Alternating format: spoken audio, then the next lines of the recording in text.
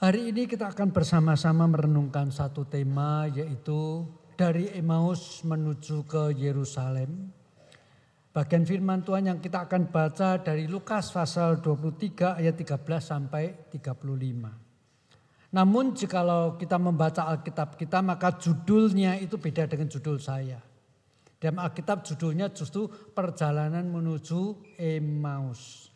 Tapi saya lebih suka dari Emmaus menuju ke Yerusalem. Saya akan bacakan bagian firman itu. Ya, saya memakai Alkitab terjemahan terbaru. Demikian bunyi firman Tuhan. Pada hari itu juga, dua orang murid-murid Yesus pergi ke sebuah desa bernama Emmaus yang terletak kira-kira 11 kilometer dari Yerusalem. Dan mereka bercakap-cakap tentang segala sesuatu yang telah terjadi. Ketika mereka sedang bercakap-cakap dan bertukar pikiran, datanglah Yesus sendiri mendekati mereka, lalu berjalan bersama-sama dengan mereka. Tetapi ada sesuatu yang menghalangi mereka, sehingga mereka tidak dapat mengenal Dia. Yesus berkata kepada mereka, "Apakah yang kamu percakapkan sementara kamu berjalan?"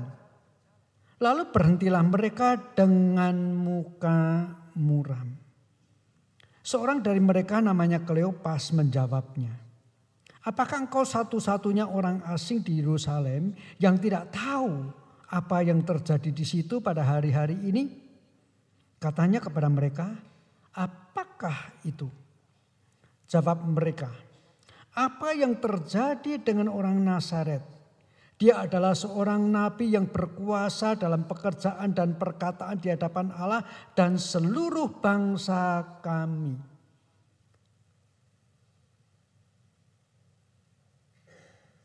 Tetapi imam-imam kepala dan pemimpin-pemimpin kami telah menyerahkan dia untuk dihukum mati dan mereka telah menyalibkannya.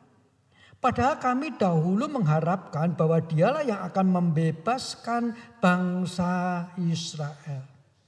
Setelah itu telah lewat 3 hari sejak semuanya itu terjadi.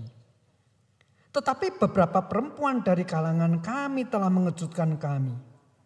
Pagi-pagi buta mereka telah pergi ke kubur dan tidak menemukan mayatnya.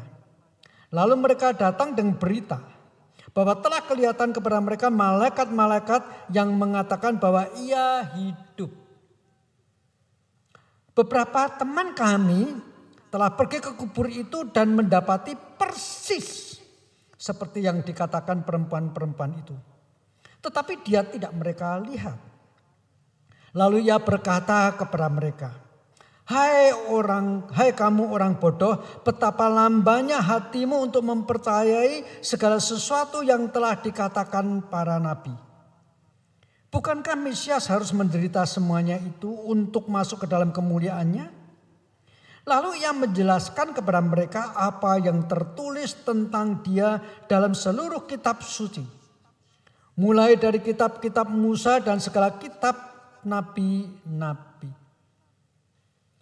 Mereka mendekati desa yang mereka tuju. Lalu ia berbuat seolah-olah hendak meneruskan perjalanannya. Tetapi mereka sangat mendesaknya, katanya, "Tinggallah bersama-sama dengan kami sebab hari telah menjelang malam dan matahari hampir terbenam." Lalu masuklah mereka, lalu ia tinggal bersama-sama dengan mereka. Lalu ia duduk makan bersama mereka, ia mengambil roti, mengucap syukur, lalu memecah-mecahkannya dan memberikannya kepada mereka. Ketika itu terbukalah mata mereka dan mereka pun mengenal dia. Tetapi ia lenyap dari tengah-tengah mereka. Kata mereka seorang kepada yang lain, Bukankah kita berkobar-kobar ketika ia berbicara dengan kita di tengah jalan dan ketika ia menerangkan kitab suci kepada kita? Lalu bangkitlah mereka dan terus kembali ke Yerusalem. Di situ mereka mendapati ke-11 murid itu dan orang-orang yang ada bersama-sama mereka sedang berkumpul. Kata mereka itu, "Sesungguhnya Tuhan telah bangkit dan telah menampakkan diri kepada Simon." Lalu kedua orang itu pun menceritakan apa yang terjadi di tengah jalan dan bagaimana mereka mengenali dia pada waktu ia memecah-mecahkan roti. Sampai di sini pembacaan firman Tuhan. Setelah kita membaca perikop ini, mungkin ada satu pertanyaan yang harus kita ajukan tentang kedua orang ini. Dan pertanyaannya sederhana, siapakah sesungguhnya Kleopas dan temannya? Pertanyaan ini kalau dipengerti secara enteng, seolah-olah bertanya tentang nama. Ya kalau begitu jawabannya tetap sama. Siapakah orang ini? Ya Kleopas dan temannya. Yang satu kita tidak tahu siapa. Yang jelas bukan saya, kira-kira gitu. Tapi pertanyaan ini saya harap dipahami lebih dalam. Bukan tentang siapa namanya, tetapi tentang hakikat, jati diri dan totalitas orang ini. Yang perlu dicatat peristiwanya oleh Lukas. Maka dalam pemahaman pertanyaan seperti ini, maka kita ini boleh menarik kesimpulan. Kleopas dan temannya adalah murid inti daripada Tuhan Yesus. Ada dasar-dasar yang boleh saya ajukan sebagai satu bukti argumentasi saya bahwa mereka adalah murid inti. Kenapa? Dalam pengertian apa mereka murid inti? Minimal kalau sama pakai ilustrasi atau asumsi, jikalau 12 murid Yesus itu adalah lingkaran A, maka orang ini kemungkinan besar adalah lingkaran B. Orang yang paling dekat dengan Tuhan Yesus setelah 12 murid. Lingkaran yang sangat penting. Kenapa terbukti pada waktu kemudian mereka dari Emmaus kembali ke Yerusalem, bukankah mereka langsung bisa jujuk, orang Jawa bilang gitu tuh apa ya? Langsung pergi ke tempat murid-murid Yesus bersembunyi. Kalau bukan orang dekat tidak mungkin tahu, namanya sembunyi itu kan sedapat-dapatnya jangan sampai banyak orang yang tahu tempat persembunyian. Tetapi orang dua ini bisa langsung tahu kok. Jangan lupa loh, tidak bisa ngomong Sherlock gitu kan. Jadi berarti ini orang murid cukup dekat. Bahkan tadi kita juga tahu ketika Yesus memecahkan roti untuk mereka, lalu mereka sadar ini Yesus. Sangat boleh jadi.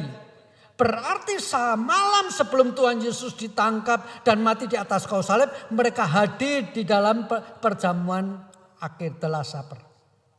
Kemungkinannya itu. Berarti memang benar murid yang sangat dekat dengan Tuhan Yesus. Mungkin sekali dan ini catatan khas Lukas. Di dalam Lukas pasal 10 dikatakan Tuhan Yesus ketika menyadari waktunya tinggal sesaat. Dia mengutus 70 muridnya.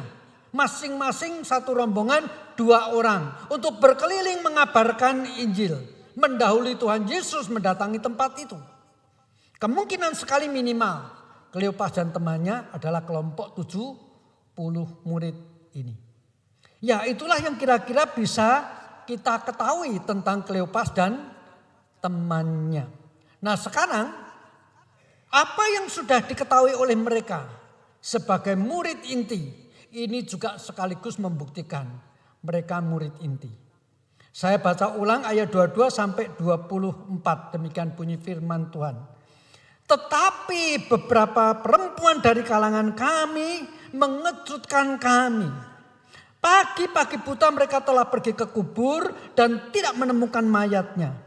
Lalu mereka datang dengan berita bahwa telah kelihatan kepada mereka malaikat-malaikat yang mengatakan bahwa ia yaitu Yesus hidup. Beberapa teman kami telah pergi ke kubur itu dan mendapati persis seperti yang dikatakan perempuan-perempuan itu. Tetapi dia tidak mereka lihat. Jadi ketika ditanya oleh Tuhan Yesus, lagi ngobrolin apa sih? Mereka ini berhenti dengan muka yang muram. Artinya masih diliputi dengan rasa duka yang begitu mendalam. Lalu ngomong, kamu tidak ngerti apa yang terjadi. Lalu mulai menceritakan kan. 3 hari yang lalu Tuhan Yesus sudah mati padahal diharapkan menjadi pahlawan yang merobohkan kekaisaran Romawi. Lalu mengatakan tetapi tadi pagi-pagi benar. Beberapa kelompok kami wanita-wanita pergi ke kubur Yesus, kubur kosong. Dan dikatakan ada malaikat, berarti wanita-wanita yang pergi ke kubur Yesus mengenali itu malaikat. Bukan ngomong ada orang. Ada malaikat dan malaikat itu mengatakan Yesus sudah bangkit. Maka mereka cepat-cepat wanita ini balik ke tempat para rasul bersembunyi. Lalu beberapa rasul kalau kita bandingkan dengan catatan Yohanes, minimal Petrus dan Yohanes. Nyusul pergi ke kubur untuk ngecek benar tidaknya apa yang dikatakan para wanita. Dan ditutup dengan satu kalimat. Mereka mendapati persis seperti yang dikatakan perempuan-perempuan itu, hanya ditambahin satu kalimat pendek. Cuma tidak ketemu Yesus. Menurut logika saya ada kemungkinan bahkan masih ketemu dengan malaikat. Karena persis seperti apa yang dikatakan oleh wanita. Cuman satu tok tidak ketemu Yesus. Sama seperti wanita-wanita juga cuma mendapati kubur kosong tetapi belum menemukan Yesus waktu itu, demikian juga. Ini yang sudah diketahui oleh Kleopas dan temannya. Yang kalau kita simpulkan itu dengan kalimat seperti ini. Mereka berdua sudah mendengar berita yang hampir pasti benar. Karena malaikat yang ngomong dan dicak oleh murid-murid dan ditutup dengan kalimat benar. Semua yang dikatakan oleh perempuan. Jadi berita yang sudah sampai di telinga mereka ini hampir pasti benar. Bahwa Yesus sudah bangkit. Namun ketika justru hampir pasti benar berita itu, muncul satu pertanyaan, lah kok masih pergi ke Emmaus? Ada apa mereka pergi ke Emmaus? Pekerjaan begitu pentingkah sehingga tidak dapat ditunda? Sehingga sesuatu yang begitu luar biasa bahwa Yesus sudah bangkit itu menjadi prioritas yang kesekian. Sehingga prioritas utamanya tetap ke Emmaus. Aneh itu bagi saya. Saya lupa tahunnya, tetapi tahun itu, hari itu bahkan, ketika ada isu yang hampir pasti benar, minimal hari ini, presiden kita yang ketiga, Gus Dur, keempat Gus Dur mau lengser. Itu saya sebetulnya malam-malam ada di Cianjur. Naik mobil waktu itu masih harus lewat jalan puncak. Itu 3-4 jam. Tapi saya bela-belain. Dari Cianjur harus pulang, saya tidak mau dengar dari kata orang. Saya tidak mau dengarnya besok. Malam itu sampai rumah saya langsung buka televisi. Dan benar malam itu Gus Dur ngomong lengser dengan damai. Gus Dur karena salah satu presiden yang saya kagumi. Saya bela-belain. Padahal cuma berita lengser. Bukan Gus Dur naik jadi presiden. Aneh. Mendengar berita hampir pasti Yesus bangkit. Pergi ke Emmaus. Emang itu penting amat. Ada alasannya mungkin. Alasan itu yang pertama. Karena bagaimanapun orang mati bangkit itu sesuatu yang absurd. Orang mati dan bangkit itu satu pengalaman yang sangat istimewa. Yang sebetulnya kalau mau pakai ukuran normal tidak masuk logika. Tetapi saudara ketika kita mengatakan bahwa kebangkitan orang mati itu sesuatu yang sebetulnya konyol. Itu sebabnya ketika Paulus di Athena memberitakan tentang bahwa Yesus bangkit, langsung tadinya mereka tertarik dengan khotbah Paulus yang penuh dengan kebenaran filsafati. Tapi begitu bicara soal Yesus bangkit, mereka ngomongnya apa? Ini orang ngelindur. Mana ada orang mati bangkit. Tetapi apakah alasan ini boleh dikenakan kepada Kleopas dan temannya? Saya merasa antara ya dan tidak. Tidaknya apa? Juga catatan khas Lukas. Di dalam Lukas pasal 7 dicatat, satu kali Tuhan Yesus pergi ke kota Nain. Nain itu artinya kota yang indah, kota yang sejuk, penuh dengan pohon-pohonan yang rindang. Ya kayak puncaknya Jakarta lah. Ketika Tuhan Yesus sedang mau menuju ke kota Nain, dari kota Nain keluar rombongan duka cita. Seorang janda meratap tangis mengiring jenazah anak laki-laki satu-satunya yang harus dikuburkan. Kalau orang lain yang lihat cuman paling ngomong, aduh kasihan banget itu ibu. Tetapi Yesus melihat rombongan yang menuju ke kuburan dicegat, dihentikan. Dan anak itu dibangkitkan. Bahkan 1 minggu sebelum Tuhan Yesus naik ke surga, disalibkan. Bukankah ia pergi ke Betania khusus untuk membangkitkan Lazarus yang sudah mati 4 hari. Mosok Kleopas tidak dengar bahwa waktu itu Tuhan Yesus berkata, maksudnya tidak dengar itu tidak mendengar beritanya. Bahwa waktu itu Tuhan Yesus berkata kepada Maria, Maria kenapa engkau begitu sedih? Sekalipun saudaramu mati sudah 4 hari lamanya, bahkan sudah ada di dalam kubur, tidak tahukah engkau bahwa aku adalah kebangkitan dan hidup? Bahwa aku memiliki hidup, bahwa aku punya kuasa atas kehidupan, tak seorang pun dapat mengambilnya daripadaku, bla bla bla. Ya antara tidak masuk akal. Tetapi sebagai orang pengikut Yesus yang begitu dekat, mestinya tahu itu semua. Tetapi ada alasan yang kedua. Dan bagi saya alasan kedua ini alasan yang lebih mungkin. Waktu Tuhan Yesus disalib dan kemudian menyerahkan nyawanya kepada Allah Bapa di surga. Itu 2-3 jam kemudian memasuki hari Sabat. Nah perlu kita tahu bahwa perhitungan orang Yahudi itu pergantian hari itu adalah jam 6 sore.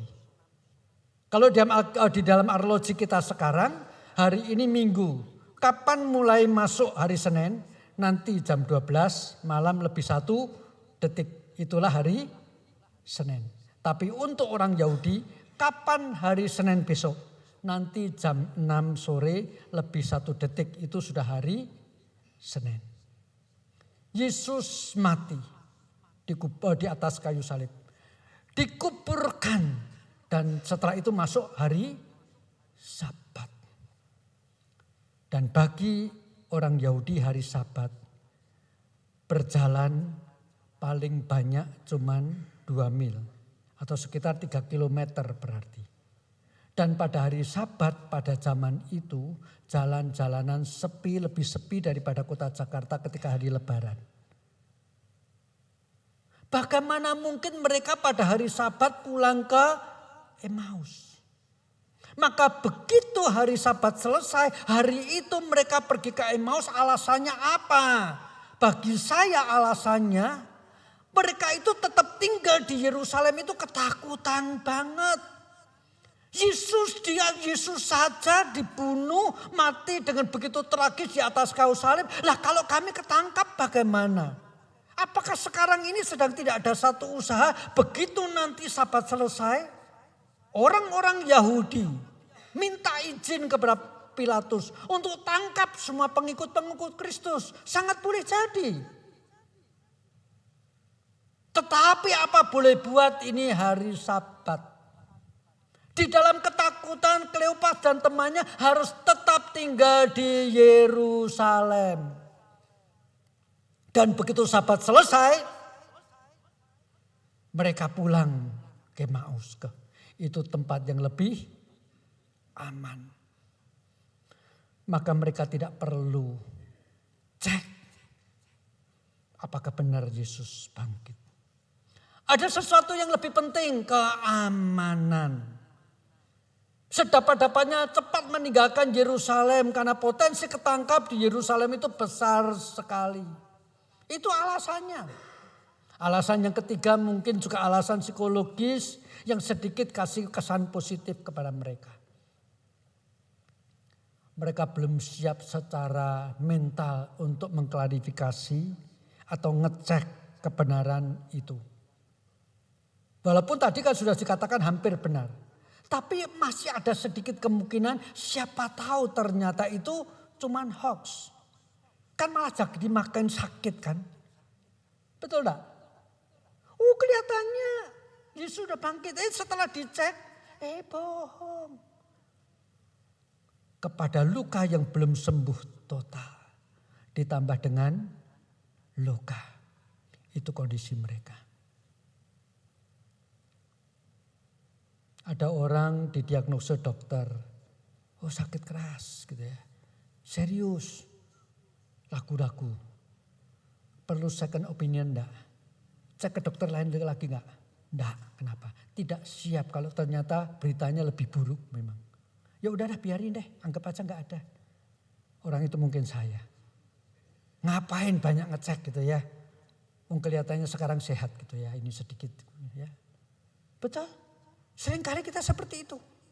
Kleopas dan temannya mungkin tidak siap jikalau berita yang kelihatannya hampir pasti benar itu ternyata malah salah. Udah lebih baik kami hidup dalam kondisi setengah ada penghiburan. Daripada ternyata enggak. Tidak siap mental untuk menerima kenyataan bahwa itu adalah palsu. Dan inilah 3 alasan yang bagi saya membuat hari itu walaupun mendengar Yesus sudah bangkit, dengarnya dari kelompok sendiri yang dapat dipercaya, tetap demi keamanan mereka. Mereka tinggalkan Yerusalem dan menuju ke Emmaus. Kalau begitu, kalau saya mau simpulkan, kisah perjalanan Kleopas bersama temannya adalah satu narasi yang mengharukan. Mereka berjalan dengan hati yang hancur. Karena harapannya di dalam Yesus semuanya udah hancur, buyar, tanpa bekas. Kecewa, ketakutan. Tetapi dalam kondisi seperti ini juga penuh keraguan. Tentu sebagai murid inti punya keinginan kuat tinggal di Yerusalem. Namun akhirnya dengan setengah hati kakinya melangkah ke Emmaus. Satu perjalanan dan kisah yang ironis yang mengharukan. Tetapi kalau kita mau jujur, inilah cermin perjalanan hidup kita sekarang. Seringkali iman kita ini sampai pada batas pemahaman. Yesus bangkit, menang atas maut. Tetapi sikap hidup kita seakan-akan Yesus belum bangkit. Sedikit berita bikin kita khawatir. Sedikit isu bikin kita ketakutan. Dan macam-macam yang lain. Mirip seperti Kleopas dan temannya. Hati kita seringkali mengatakan, Tuhan aku mau menyenangkan-Mu. Tetapi kenyataannya kaki kita melangkah ke Emmaus. Betul? Paulus mengakui hal ini. Apa yang aku inginkan aku tidak perbuat, tetapi apa yang aku benci justru itu yang aku lakukan. Itu mirip seperti perjalanan Kleopas dan temannya. Tentu sebetulnya mereka pingin tetap di Yerusalem. Mendengar kepastian Yesus bangkit. Tetapi ketakutan mereka membuat mereka melangkah menuju ke Emmaus. Itu kita. Ya kan? Kita ngomong kok. Pengharapan kita dalam Kristus Yesus bukan dalam dunia ini. Sebab yang di dalam dunia ini sementara. Bahkan kita bisa kutip. Kita pengkhotbah. Semua yang ada di bawah kolong langit. Di bawah matahari. Sia-sia. Semuanya sia-sia. Kita ngomongnya gitu. Pengharapan kami di sana di surga. Tapi kenyataannya prioritas kita masih di sini. Sebelum berdoa pengakuan dosa tadi saya sengaja kutip 2 ayat. Yesus ngomong, Apa gunanya kita memulai seluruh dunia ini tetapi kita kehilangan jiwa. Setelah Mekang Wadusa saya mengutip, cari dahulu kerajaan Allah dan kebenarannya. Kita ada di dua ketegangan, dua polar ini bukan. Kita ngomongnya pengharapanku nanti ketemu Tuhan. Tetapi kita masih tertarik dengan dunia ini. Kita mirip seperti istri Lot. Lari meninggalkan Sodom dan Gomora. Tetapi hati menoleh ke belakang. Ke harta yang ditinggalkan di rumahnya. Ya, hidup kita sebuah perjalanan yang tragis. Seperti perjalanan Kleopas dan temannya. Hati kita ingin menyenangkan Tuhan. Tetapi dunia terlalu menarik untuk kita. Hati kita mau beriman kepada Tuhan pasrah total. Tetapi kita ketakutan untuk apa yang sedang kita dengar.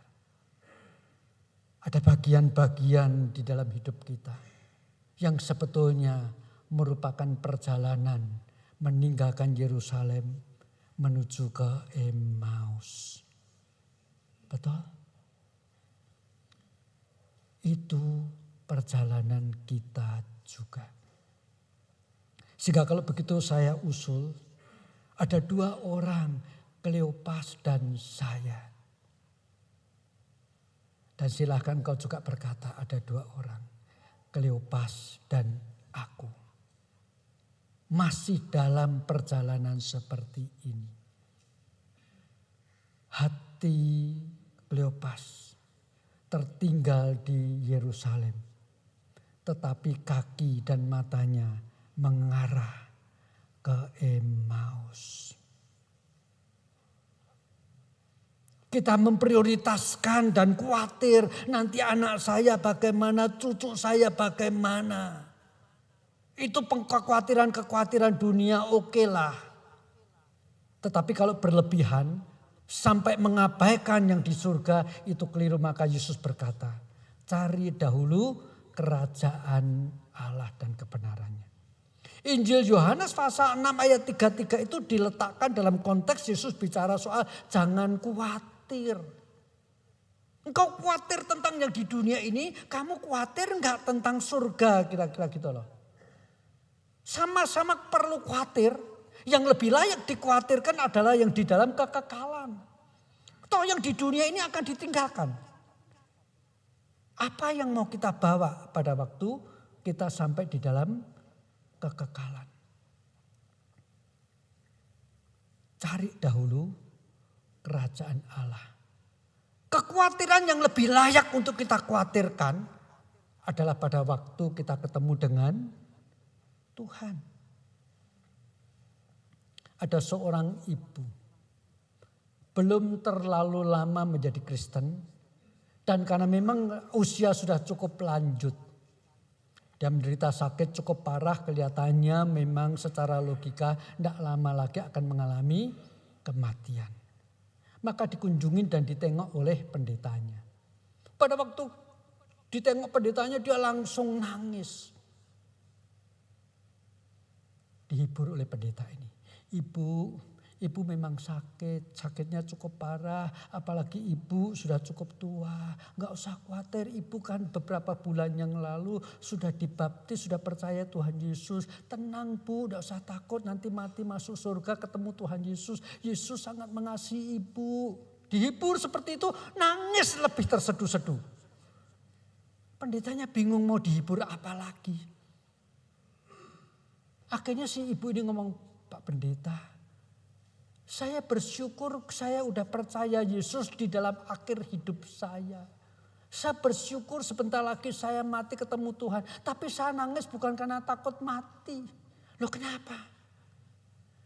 Bagaimana mungkin saya ketemu Tuhan dengan tangan kosong tidak bawa apa-apa. Itu kekhawatiran si ibu ini. Luar biasa sekali.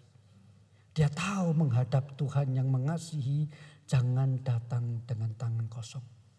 Oleh peristiwa ini, muncul sebuah lagu yang beredar di kalangan orang-orang gereja Mandarin. Saya cari-cari di lagu rohani nggak ada. Zuro jing re jie wo ling fen honen lang ran jian zuma hui ling yi ren lai gui Yesu qi ke kong so hui tian fu. Satu lagu yang terus-menerus tertulis dalam hati saya karena itu lagu yang paling disuka ayah saya ketika memimpin family altar. Dia menceritakan, kalau hari ini, lagu tadi liriknya berkata, kalau hari ini Tuhan memanggil aku, dapatkah dan layakkah aku berjumpa dengan Tuhan? Sebab belum satu jiwa pun aku bawa menghadap Tuhan. Apakah saya harus tangan kosong ketemu Tuhan?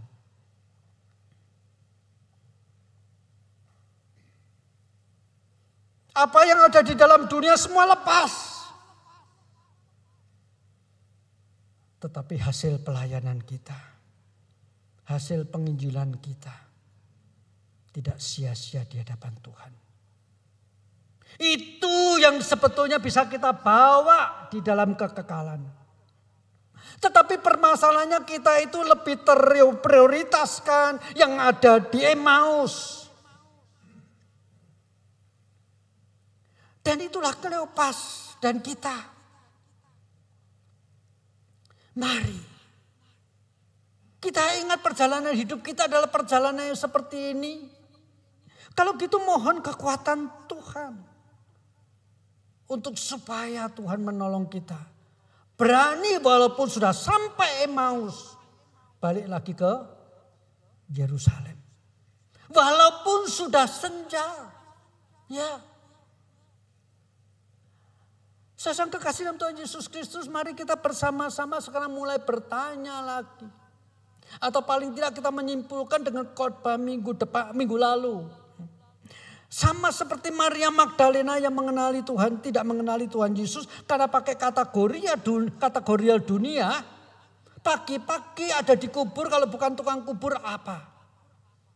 Demikian juga waktu itu Kleopas dan temannya. Bahkan sudah berjalan sekian lama disertai Tuhan Yesus. Ngobrol bersama. Namun tidak mengenalinya. Mengagetkan sekali dan alasannya bukan pada Yesus. Lukas dengan jelas mengatakan karena ada sesuatu yang menutupi mata mereka. Pengertian menutupi mata mereka tidak usah ditanyakan yang aneh-aneh. Bagi saya pakai kalimat sederhana, mereka tidak sadar bahwa itu Yesus, maksudnya itu. Faktor-faktor psikologis. Ketakutan yang begitu rupa membuat mereka tidak mengenali bahwa ini Yesus. Bukan karena tiba-tiba kena katarak, bukan. Dan bukankah seringkali kita sebagai orang beriman juga seperti ini. Ketika kita mendadak mengalami satu peristiwa yang sangat tragis. Kita lupa bahwa Yesus masih berjalan bersama-sama kita. Tuhan, di mana Engkau? Kenapa aku sampai mengalami seperti ini? Di mana perlindungan-Mu? Seolah-olah Tuhan sudah meninggalkan kita. Tidak, saudara-saudara. Yesus selalu menyertai kita. Kita sadari atau tidak.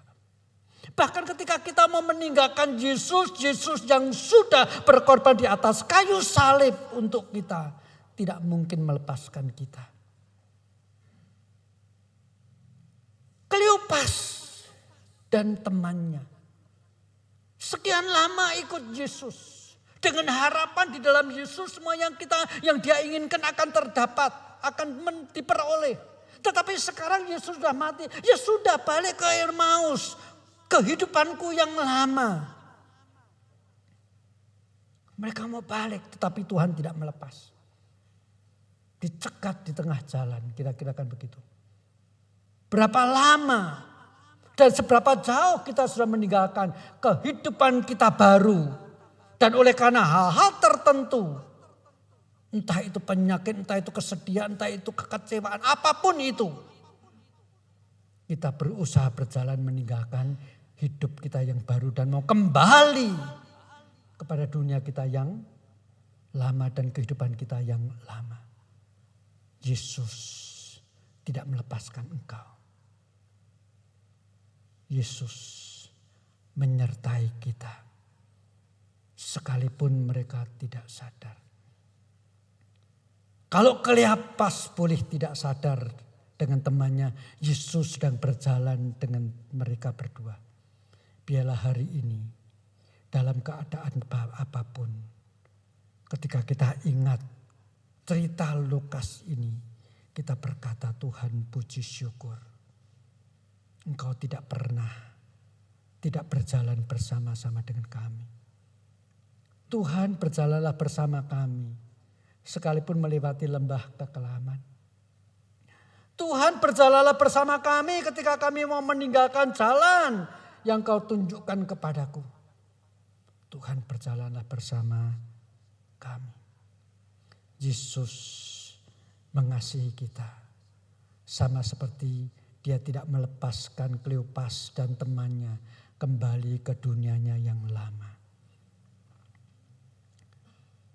Puji syukur ketika mereka sudah sampai di rumah mereka.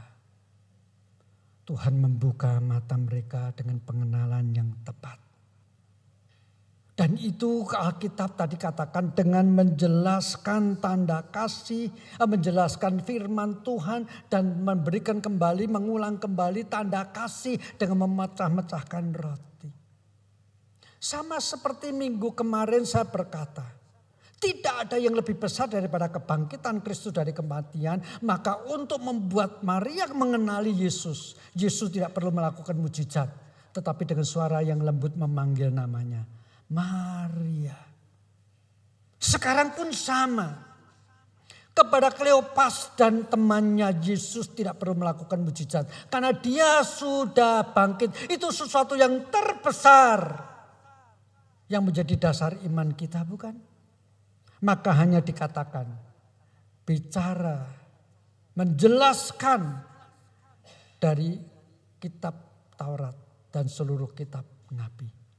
Itu sebabnya bahkan dengan kata-kata yang cukup kasar. Baru kenal menurut Kleopas loh ya. Baru kenal kan. Tapi ngomongnya apa? Betapa bodoh dan lambannya kalian berdua. Bagi mereka ini orang baru loh. Kalau mereka mengenali Yesus dan Yesus ngomong begitu mereka tidak tersinggung. Ini orang baru loh. Tetapi kenapa? Ini satu realita yang Yesus harus belak-belakan ngomong. Betapa bodoh dan lambannya engkau, bukankah kitab suci, seluruh kitab Taurat dan seluruh kitab Nabi berkata bahwa Mesias memang harus menderita untuk masuk kepada kemuliaannya. Bahwa Yesus harus mati baru kemudian bangkit membawa kemuliaan dia untuk seluruh bangsa. Itu artinya. Maka itu sebabnya tidak perlu pakai mujizat lagi. Cukup dijelaskan dari kebenaran firman, ditambah bukti memecah-mecahkan roti yang tentu membuat mereka ingat lagi peristiwa salib.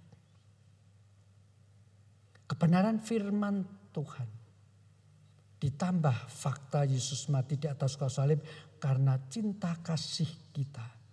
Itu cukup membuat Kleopas dan temannya walaupun sudah malam meninggalkan dunia lama mereka, Emmaus, balik ke Yerusalem.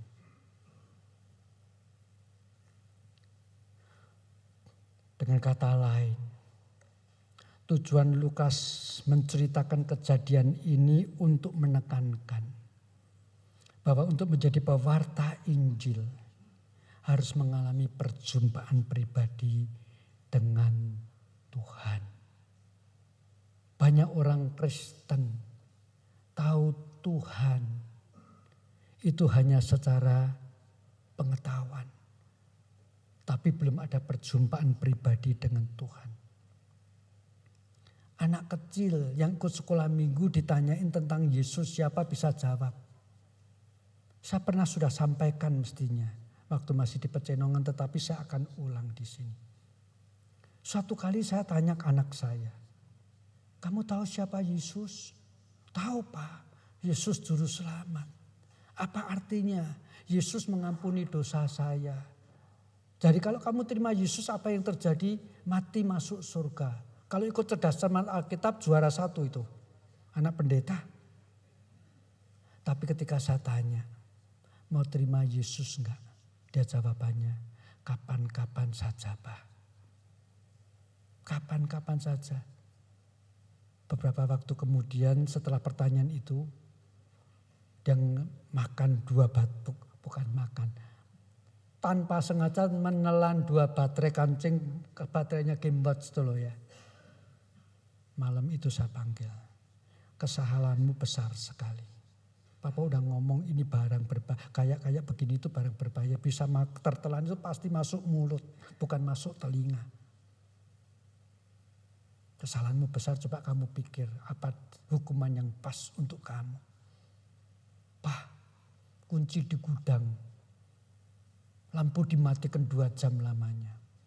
Dia pilihnya itu. Saya mengatakan enggak. Coba pilih yang lebih kuat, yang lebih berat. Dia tidak berani terima, tidak berani ngomong. Saya mengatakan ambil penggaris. Sama pukul tanganmu dengan keras sampai berdarah. Setelah dia sudah ambil penggaris besi, sudah sodorkan tangannya untuk dipukul. Saya mengatakan kali ini Papa batalkan hukuman ini. Papa gantikan hukumanmu. Ini penggaris kamu pegang. Pukul tangan Papa. Dia pukul sekali. Plak. Pukulan seorang anak kecil. Tidak berdarah. Pukul yang lebih keras. Dia pukul lagi lebih keras. Jangan berhenti, pukul lebih keras. Ketika saya paksa untuk pukul yang kesekian kali, dia nangis. Saya ngomong, kenapa nangis? Yang sakit kan bukan kamu tapi Papa. Dia memeluk saya menangis, aku cinta Papa. Saya peluk dia, saya mengatakan seperti ini. Yesus mengasihi engkau. Menggantikan dosa-dosamu. Hari itu di pangkuan saya dia menangis terseduh-seduh berdoa menerima Yesus. Bukan cuma tahu siapa Yesus. Ini pengalaman pribadi, ini perjumpaan pribadi. Pernahkah kita mengalami perjumpaan itu? Atau paling tidak mari siang ini, pagi ini kita mengingat perjumpaan itu ketika kita meneteskan air mata pertama kali karena tahu Yesus mengasihi kita. Itulah yang dilakukan Tuhan Yesus ketika ia mengambil roti, memecah-mecahkannya supaya Kleopas tahu betapa dalam kasih Kristus atas mereka berdua. Iman jangan berhenti sampai pada pemahaman. Dan untuk menjadi pewarta Injil, pengalaman pribadi harus dialami. Dan itu yang dialami oleh Kleopas dan temannya ketika sekarang mengenali ternyata Yesus. Hari sudah senja. Saya berumur tahun ini 72 tahun. Kalau umur saya katakanlah sampai 80 nanti itu dianggap Senin sampai Minggu. Ini sudah Sabtu siang jam 4. Tapi saya tetap mau berjalan kembali ke Yerusalem. Walaupun hari sudah mulai senja, belum terlambat untuk kembali ke Yerusalem.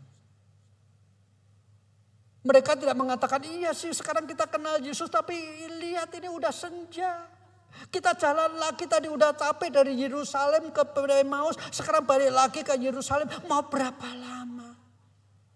Ada banyak alasan kalau kita mau jujur ngomong untuk mereka mengatakan besok pagi saja. Tetapi perjumpaan dengan Kristus itu luar biasa sekali, tidak bisa ditunda lagi. Malam itu Sekalipun gelap, belum ada penerangan listrik. Tidak bisa bawa senter. Dengan segala kesulitannya,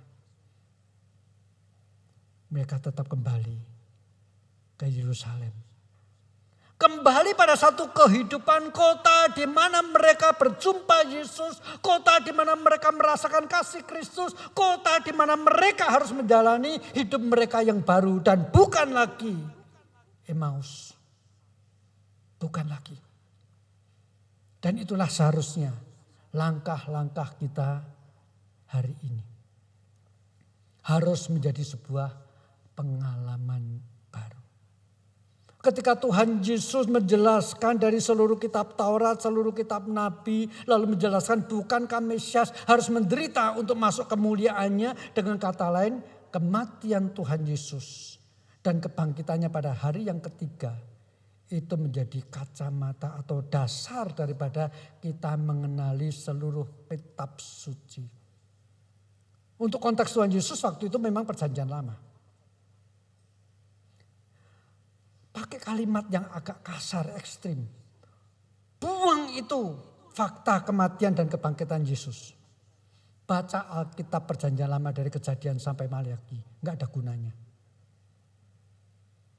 Karena seluruh kitab Taurat dan kitab para nabi harus dibaca di dalam konteks penerangan Yesus mati dan bangkit. Tanpa itu ada kematian dan kebangkitan Yesus yang menjadi kacamata kita untuk membaca perjanjian lama. Kitab perjanjian lama cuma catatan buku kuno. Yang memang memberikan ajaran-ajaran etika. Tetapi yang tidak melontar kepada satu pengharapan hidup kekal. Tetapi kalau dibaca dalam konteks Yesus mati dan bangkit. Baru di situ kita melihat kitab perjanjian lama dan perjanjian baru harus tetap eksis selama Injil masih perlu dikabarkan. Ya, di dalam pemahaman seperti ini itu sebabnya Rasul Paulus dalam 1 Korintus pasal 15 ayat 3 dan 4 berkata demikian. Sebab yang sangat penting telah kusampaikan kepadamu, yaitu apa yang telah kuterima sendiri. Paulus menekankan itu, yang telah kuterima sendiri. Perjumpaan pribadi dengan Kristus. Bukan kata orang. Yang telah kuterima sendiri. Kita tidak mungkin bisa melayani dengan sungguh-sungguh. Tetapi bisa melayani karena motivasinya kembali untuk kepentingan kita. Bisa. Tetapi kalau kita berjumpa dengan Kristus yang bangkit. Kita melayani sungguh-sungguh dan kepentingannya bagi kemuliaan Tuhan. Ada beda. Seperti yang kualami sendiri dan Tuhan dan Paulus kemudian hanya bicara dua hal. Bahwa Kristus telah mati karena dosa kita. Sesuai dengan kitab suci. Bahwa Yesus telah dikuburkan dan bahwa ia telah bangkit pada hari yang ketiga sesuai dengan kitab suci. Tidak perlu pakai mujizat lagi. Yesus menampakkan diri itu bukan mujizat. Itu konsekuensi dia bangkit. Ya, jangan salah konsep. Yesus menampakkan diri itu bukan mujizat. Oh, mujizat mati bisa menampakkan diri. Bukan, itu bukan mujizat. Itu konsekuensi dia bangkit dari kematian. Paulus cuma bicara dua hal. Satu, kitab suci. Yesus mati dan bangkit. Itu hal kedua. Seperti yang tadi dikatakan Yesus. Dia bicara dari seluruh kitab Taurat dan kitab para nabi bahwa Mesias harus menderita mati dan masuk ke dalam kemuliaan bangkit. Hanya itu. Banyak orang Kristen tahu Yesus mati dan bangkit. Tapi belum diterima sendiri. Contoh anak saya itu jelas. Maka katanya loh ya, ini sedikit guyonan gitu ya. Atau contoh. Orang yang buta sejak lahir ketika nyanyi bintang kecil itu beda dengan kita nyanyinya. Mereka nyanyinya gini.